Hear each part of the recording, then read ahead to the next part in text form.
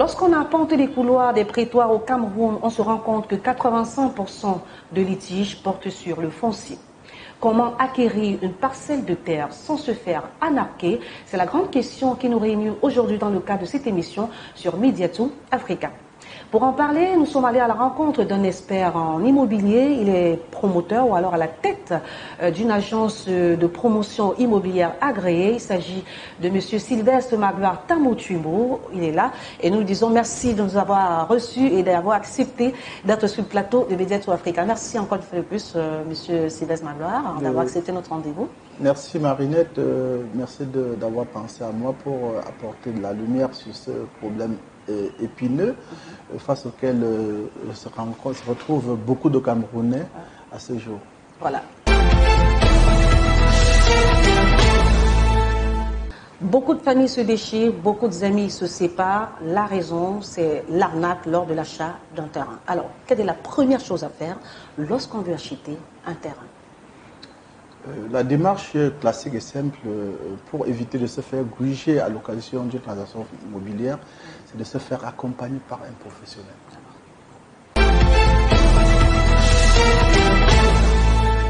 Quels sont les documents ou alors les pièces que le vendeur doit fournir pour celui qui veut acheter le terrain? Je pense que c'est à l'acheteur de mener ses investigations pour éviter de se faire arnaquer. Et pour ce faire, une fois, c'est là le lieu de signaler que, légalement parlant, seuls les terrains faisant l'objet d'une marcation régulière peuvent faire l'objet d'une vente, d'une transaction régulière. Donc ça veut dire quoi? À la lumière de la récente décision du ministre, en réalité un rappel à l'ordre du ministre du cadastre et des affaires foncières qui rappelle l'interdiction des transactions faites sur des terrains non immatriculés. Je pense que les Camerounais devraient se rendre à l'évidence que la récréation est terminée. Donc, la première démarche à faire, c'est faire quoi? On demande d'avoir le numéro du titre foncier sur lequel on veut faire la transaction. Et par après coup, comme je disais tantôt, c'est à l'acheteur de mener ses investigations parce que le vendeur apparemment est toujours de très bonne foi. Et quand on a le numéro du titre foncier, on va à la conservation, on demande le certificat de propriété. Et lorsqu'on a une fois le certificat de propriété obtenu, on peut maintenant faire la descente sur le site pour voir si le terrain proposé convient à notre projet. Par après coup, on doit mener ces investigations. Chez nous, par exemple, au système national, nous avons un éventail d'experts, des détectives en l'occurrence, pour mener des investigations de fond en comble, parce que par moment, on a des documents réguliers dans la forme, mais au fond, le terrain est vicié. C'est-à-dire quoi? Quand vous voyez par exemple un terrain familial ne pas vendre, généralement, le vendeur même est habilité à le faire. Mais au fond, il y a ses frères qui s'y opposent. Alors, si vous ne vous entourez pas, par exemple, par des services d'une détective, c'est-à-dire mener des investigations en parallèle, vous ne saurez jamais que ce terrain est litigieux, même si dans la forme, tout est régulier par rapport à la documentation. Alors, vous parlez là d'un problème très sérieux. Il s'agit de ces problèmes familiaux qu'on rencontre généralement lors de l'achat d'un terrain. Comment reconnaître réellement que celui qui nous vend le terrain est le propriétaire du terrain? Il y a forcément des critères qui lui permettent de savoir que c'est lui le propriétaire et qu'il a le droit de vendre ce terrain. Alors, comme je disais tantôt, c'est le certificat de propriété qu'on obtient auprès de la conservation foncière. Ça coûte environ, le prix légal c'est 3 000, mais en fait ça coûte, on débourse entre 10 et 20 000 francs pour l'obtenir. Et c'est ce document qui donne le statut à date du terrain objet de la transaction. Donc c'est sur ce document que tu sauras le terrain objet de tant appartient en toute propriété à telle personne. Ce terrain est grévé d'une hypothèque ou alors n'est grévé d'aucune charge et tout. Donc c'est ce document qui nous dit voilà le véritable propriétaire. Ce terrain est hypothéqué ou pas, ou alors s'il y a une inscription judiciaire ou alors une connotation judiciaire sur ce terrain, c'est le certificat de propriété qui va te dire si le terrain est propre ou pas propre ou sale. Voilà. Vous l'avez suivi pour être certain que le vendeur est bien le propriétaire du terrain vendu. Il faudrait qu'il vous fournisse le certificat de propriété. Vous l'avez aussi entendu tout à l'heure au Cameroun, légalement, ce certificat coûte 3 000 francs, mais il faut dire qu'il y a des réseaux qui sont parfois installés qui font que ce montant est revu à la hausse. Alors, coach, après avoir obtenu le certificat de propriété, il faut dire qu'il faut faire venir un géomètre. Pourquoi un géomètre sur un terrain?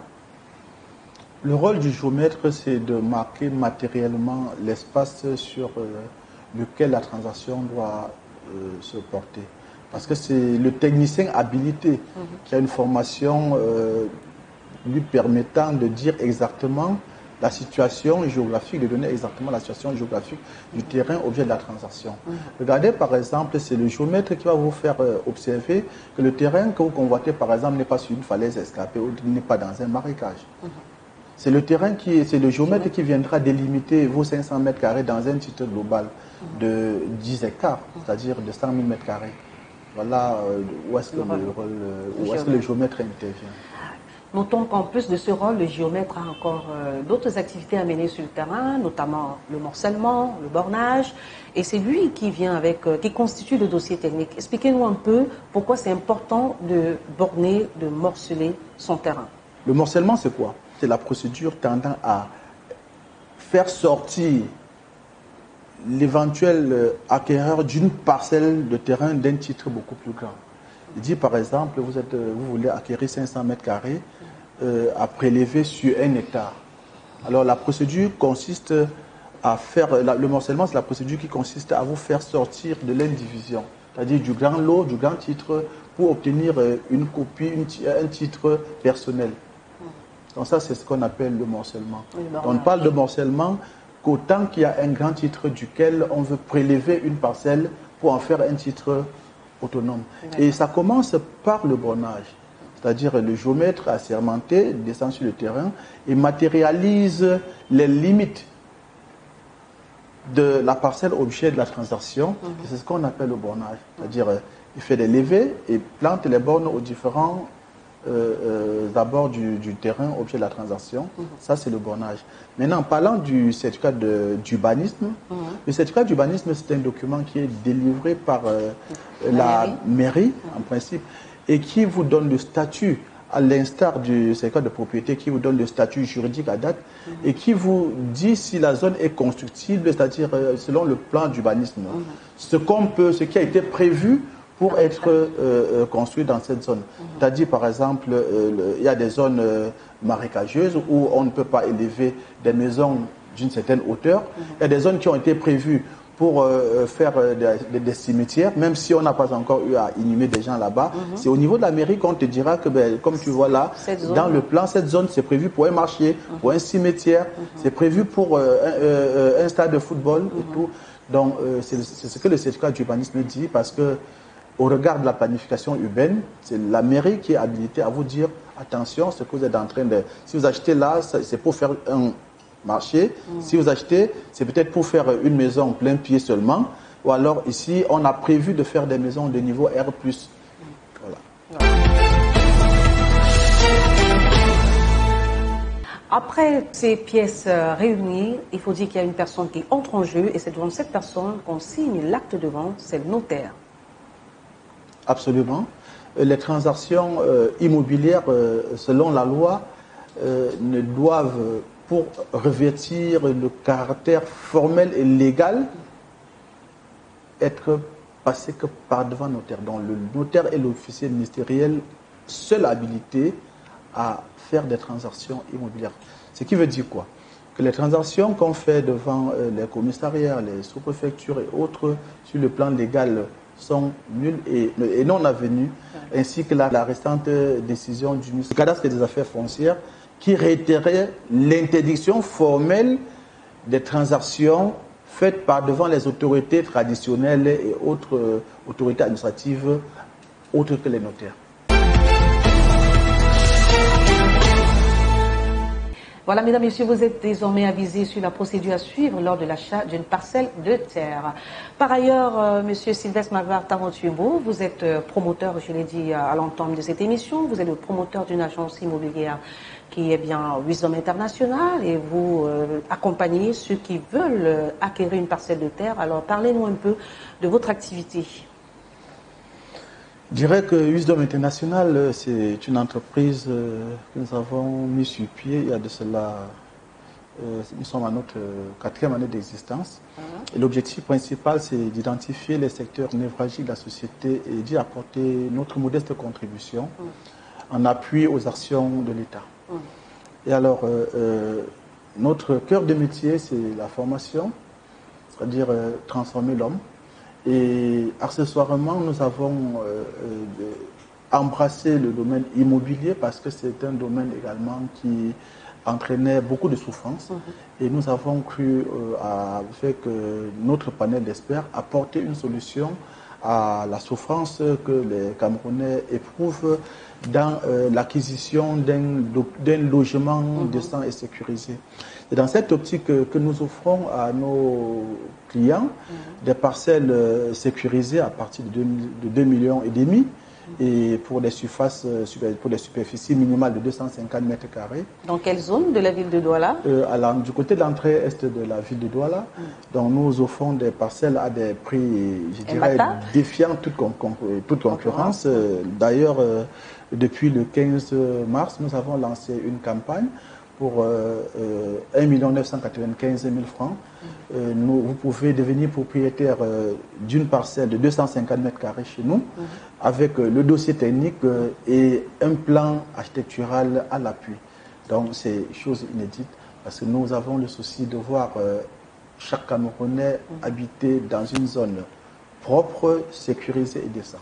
Voilà, merci beaucoup de nous avoir accordé votre temps. Je crois qu'on fera un tour du côté de Wisdom International pour essayer de voir les différentes parcelles que vous offrez à vos clients. Merci beaucoup, monsieur Sylvestre. Ça sera avec plaisir, Marinette. Le plaisir a été le nôtre de nous avoir donné l'occasion d'éclairer la lanterne de nos concitoyens par rapport à cet épineux de problème que constitue l'escroquerie foncière au Cameroun, qui vraiment gangrène la crédibilité même de l'État.